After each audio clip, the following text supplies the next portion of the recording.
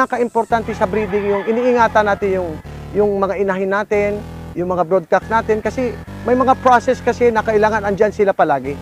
Para sa akin, ang pinakamahirap hanapin yung inahin. Kasi una-una hindi mo siya nakikita kung paano siya lumaban. Yung tandang, masyadong mabilis hanapin. Siyempre sa hipo, balanse, kailangan matangkad, maganda muka, maganda mata. Halos kailangan mo ng perfect doon. Kasi kung magkakaroon ka ng chance na pagkapili ng inahin, kung pwede mo pantingnan yung lolo, yung tatay, nung inahin na yon, mas mabuti, mas maigi.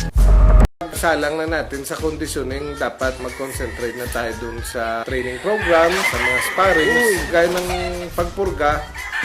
Kailangan natin to gawin para yung nutrients ng mga feeds na binibigay natin at ng mga vitamins ma-absorb talaga ng manok. At the same time, yung pag-flashing natin, ito ay ginagamit lang natin kumbaga para prevention dun sa sakit, para wag dapuan ng sakit yung mga manok natin pag dumadaan sila sa stress ng training.